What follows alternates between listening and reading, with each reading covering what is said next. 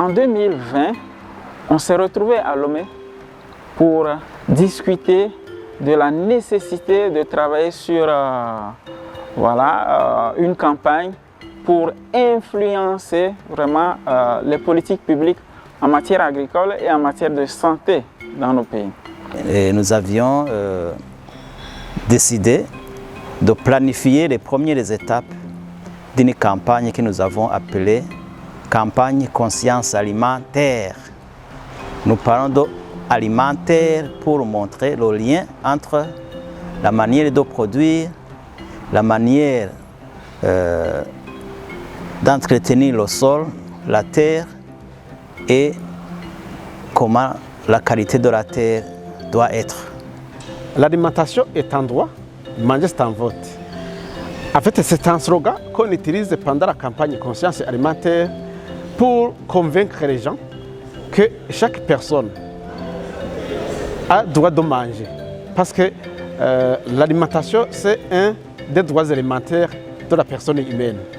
Nous avons pu, en prélude de la campagne, du lancement de la campagne, organiser une conférence de presse avec environ 12 médias pour porter l'information au niveau des médias qui sont pour nous des acteurs importants dans cette campagne que nous sommes en train de mener. La campagne Conscience alimentaire, lancée par Inades Formation, est un moyen pour contribuer à la concrétisation du droit des populations à une alimentation suffisante, saine et durable à travers une citoyenneté alimentaire accrue et une veille active au respect des obligations des parties prenantes en la matière. Un accent est mis sur les droits des personnes et des groupes les plus vulnérables. Les cérémonies d'ouverture ont été rehaussées par le représentant légal d'Inades Formation Burundi, le secrétaire général d'Inades Formation, le représentant de BD au Burundi et le directeur d'Inades Formation Burundi. 10 délégations des pays africains d'implantation de Inades Formation, à savoir Burkina Faso, Burundi, Cameroun, Côte d'Ivoire, Kenya, RDC, République démocratique du Congo, Tanzanie, Rwanda, Tchad et Togo, se sont donné rendez-vous à Bujumbura, capitale du Burundi, pour évaluer le pas franchi depuis les assises de Lomé en 2020. Le cadre de cet atelier, c'est de faire le bilan de ce que nous avons déjà réalisé dans le cadre de la campagne alimentaire. Cet atelier fait suite à notre atelier qui avait été organisé en 2020 à Lomé au Togo. L'atelier de 2020, c'était pour harmoniser, discuter comment chaque pays va conduire la campagne alimentaire. Je dirais que la campagne alimentaire, c'est une campagne qui a été conçue par Inades Formation pour qu'elle soit conduite dans tous les pays où Inades intervient. Normalement, la campagne a 2 raisons majeures. La première raison majeure, c'est de conscientiser toutes les parties prenantes pour qu'ils soient informés, pour qu'ils soient conscients du danger, mais aussi le danger des intrants chimiques. Parce que nous ignorons que les intrants chimiques sont toxiques. C'est-à-dire qu'il faut produire, mais en protégeant l'environnement. Parce que si on ne protège pas l'environnement, si on ne protège pas la terre, avec l'homme ne peut pas vivre sans terre.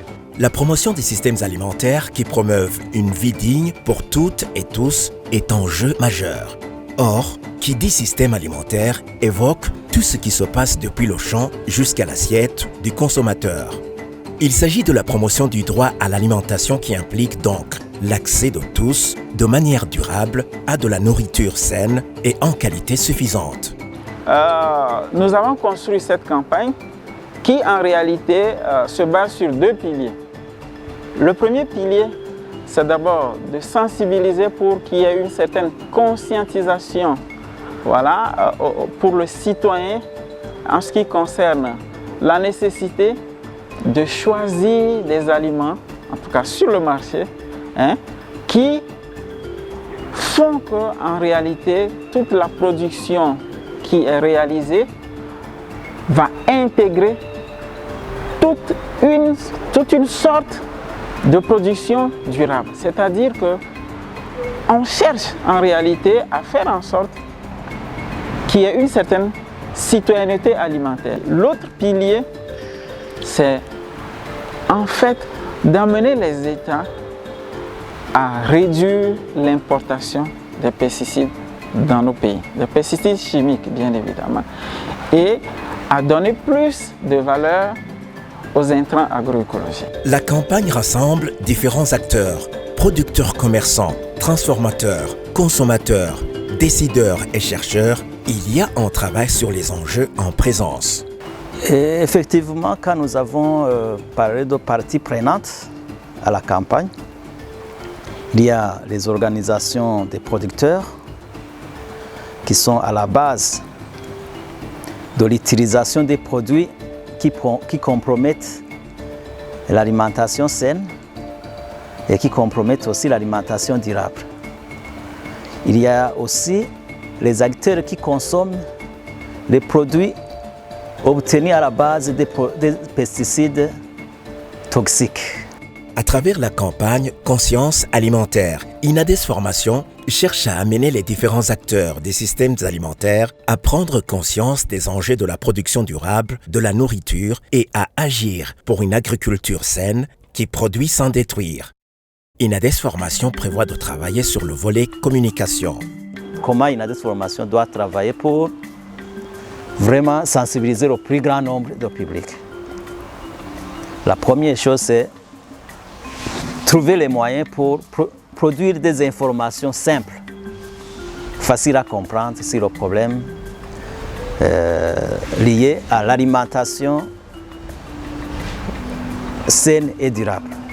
Comment on peut produire sans détruire. J'insiste sur cet aspect, comment produire sans détruire. Ça, c'est un message très important qu'il faut qu'on intériorise à différents niveaux. Et on doit trouver des supports écrits, on doit trouver aussi les modalités de collaboration avec les radios et les télévisions. Chaque citoyen puisse comprendre et qu'on comprenne que la question des pesticides chimiques de synthèse, les problèmes associés à ces produits, n'est pas une question des scientifiques du secteur agronomique. 4 jours de discussion, d'échanges, d'expériences, de partage de défis et nouveaux apprentissages. Autant de dialogues qui ont enrichi les délégués des pays engagés dans la campagne Conscience alimentaire. Au cours de cet atelier de Bujumbura, ce que nous avons pu retenir, c'est qu'il est important d'agir sur différents fronts. Mais nous devons commencer prioritairement par les premiers consommateurs des pesticides chimiques, à savoir les producteurs. Les organisations paysannes sont pour nous des groupes cibles avec lesquels nous devons travailler pour les sensibiliser et les amener à adopter des alternatives à l'utilisation intensive et des pesticides chimiques. Et le second front, c'est vraiment de travailler également avec les promoteurs des biopesticides pour que la production à grande échelle des intrants organiques puisse devenir une réalité dans nos pays. C'est ce qui va nous amener à réduire progressivement, voire à éliminer même l'utilisation des intrants chimiques dans la production de certains produits agricoles. In fine, la campagne vise une meilleure conception ou une mise en œuvre effective des politiques et des programmes propices ou le développement des systèmes alimentaires durables dans les pays africains. Le challenge exige certaines stratégies communes. Les différents États ont adopté des textes sur la réglementation des pesticides, mais il y a à la fois la réglementation nationale, mais la réglementation internationale. La première chose de se rassurer dans chaque pays, est-ce que les réglementations internationales sont prises en compte au niveau de chaque pays. Les pratiques respectueuses de l'environnement et de la santé soient plus connues et soient plus reconnues par les différentes autorités pour que ça fasse objet d'une stratégie nationale. Ça fait partie de ce qu'on recherche. Nous avons appris déjà au Burkina que le gouvernement vient d'adopter une stratégie nationale sur l'agroécologie. Et je peux dire qu'en Afrique de l'Ouest, il y a quand même une avancée parce que la CEDEAO, qui est le regroupement de 15 pays, travaille déjà sur un projet régional de promotion des pratiques agroécologiques. Il y a un programme agroécologie qui s'opère dans les 10 pays, 15 pays plutôt, et qui est soutenu par l'Union européenne. Le changement de mentalité populaire où le consommateur garde une responsabilité importante en vue de l'émergence d'une citoyenneté alimentaire dans les pays africains permettant des choix et comportements alimentaires responsables est un challenge reconnu par les participants. Les expériences partagées durant les travaux ont permis à tous d'apprendre des astuces pour impliquer plusieurs organisations de producteurs de la société civile, surtout les plateformes nationales de promotion de l'agriculture familiale et la presse, afin de les engager aux côtés d'Inades Formation dans ce programme. Je peux dire que les attentes de cet atelier de Bujumbura ont été atteintes, dans la mesure où nous avons pu faire le tour des bureaux Inades Formation et nous avons eu les informations qui nous permettent de montrer là où on se trouve. Et parmi les éléments clés sur lesquels on s'était convenu, c'était de collecter les informations de base qui montrent l'état de la situation par rapport à la production, à l'utilisation et à la circulation des pesticides chimiques de synthèse. Et il se trouve que déjà 9 pays sur 10 ont déjà réalisé des études qui donnent des informations sur comment les pesticides circulent, quels sont les pesticides qui sont autorisés et ceux qui ne sont pas autorisés, et quelles sont les parties prenantes dans ce système de circulation et utilisation des pesticides. Pour les producteurs clés, d'abord la nécessité d'avoir une alimentation saine et de 2, de produire sans détruire et de 3, d'utiliser, de valoriser les produits agroécologiques, donc des produits bio qui sont nécessaires pour notre santé. Parce que quand nous utilisons des pesticides chimiques, ça a des répercussions sur notre santé, mais également sur l'environnement. Et aux consommateurs de faire attention pour dire quel est le type d'aliments que nous devons consommer pour garantir notre santé et pour préserver aussi notre environnement. Parce que nous devons manger maintenant, mais nous devons aussi penser aux générations futures. Si notre environnement est détruit et les autres qui viendront après nous, qu'est-ce qu'ils vont faire? Donc nous devons déjà commencer à préserver tout cela. Au dernier jour de l'atelier de Bujumbura, les délégations se sont dirigées vers la province de Cibitoke, située à l'ouest du Burundi, à 80 km de Bujumbura. Là-bas, ils ont pu visiter une communauté de paysans déjà engagés dans la production et l'utilisation des biopesticides à base des produits locaux de base.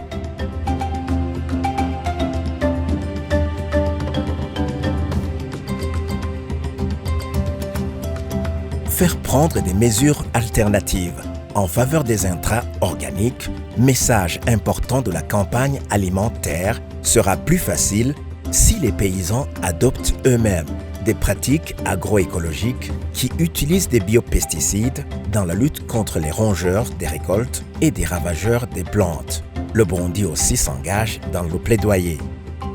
Ici au Burundi, nous sommes en train de voir comment lancer la campagne. La campagne n'est pas encore lancée, mais nous sommes pour parler avec les services concernés, notamment les services du ministère, parce qu'en fait, il y a d'abord une étude que nous avons menée pour montrer justement les effets néfastes des produits chimiques sur la santé de l'homme, mais aussi sur l'environnement. En fait, c'est justement à travers l'étude, quand on va montrer comment les produits chimiques sont dangereux, sont toxiques, c'est là où on va alors parler de la campagne, parce que la campagne repose sur la sensibilisation du gouvernement, mais aussi de toutes les parties prenantes à réduire l'utilisation pour les producteurs à réduire l'utilisation des intrants chimiques et pour l'État pour réduire l'importation des produits chimiques. C'est-à-dire que si on importe les produits chimiques, c'est-à-dire qu'on va souiller la terre. Alors, par rapport aux producteurs, on sensibilise les producteurs pour utiliser moins d'intrants chimiques, mais utiliser beaucoup de produits organiques. En fait, parmi les formations qu'on donne, on fait la promotion sur la production des intrants organiques. Donc les intrants organiques, actuellement nous avons beaucoup de cas qui peuvent témoigner comment la production organique donne la production qui est saine, mais aussi qui parvient à couvrir les besoins élémentaires ou alimentaires des ménages. La concrétisation du droit à une alimentation adéquate va au-delà d'une promesse à réaliser sur la base d'actions de bienfaisance. Il s'agit d'un droit humain pour chaque personne que doivent respecter les gouvernements et les acteurs non étatiques. Dans cette stratégie, c'est vrai qu'on ne l'a pas encore déroulée, mais vous allez constater qu'il y aura une étape fondamentale où on va mobiliser les médias et les former d'ailleurs sur la compréhension qu'ils doivent avoir de ces questions pesticides et des effets sur l'environnement et la santé humaine. Donc, c'est de cette formation que va émerger cet intérêt pour les médias de porter plus loin cette information auprès de la masse paysanne, de la masse des consommateurs que nous sommes, pour apporter. C'est aussi une manière pour eux d'apporter leur contribution à la construction de cet édifice que nous voulons durable. Donc, c'est vrai que, comme je l'ai dit tout à l'heure, la mobilisation des ressources financières est un enjeu capital pour nous. On s'y est déjà engagé. Je pense que les partenaires qui nous suivent pourront aussi nous accompagner s'ils ont foi que cette campagne que nous avons instituée est noble et participe véritablement à construire un monde meilleur. Parce que ce qu'on doit pouvoir savoir aussi, c'est quoi? Une lutte qui se mène en Afrique participe quelque part à une reconstruction de l'Europe ou de l'Occident en général. Donc si la lutte est gagnée, ça va certainement créer des effets positifs en Europe. Donc on voudrait bien effectivement que les États aussi comprennent que cette lutte que nous menons est assez capitale pour l'avenir de la génération future. Et donc, c'est ici et maintenant qu'il faut agir sans plus tarder. Sinon, les gens sont en train de mourir des intoxications à partir de pesticides. Donc, il y a nécessité, il y a même des rapports qui ont été publiés. Il y a l'OMS, il y a International Pesticide Network. Ce sont des entités qui ont déjà produit des rapports pour démontrer qu'il y a beaucoup d'intoxication à partir de pesticides chimiques avec des décès. Et donc, il faut agir, comme je l'ai dit, pour sauver ces vies humaines-là, parce que chaque vie humaine qui s'en va est une perte pour l'humanité.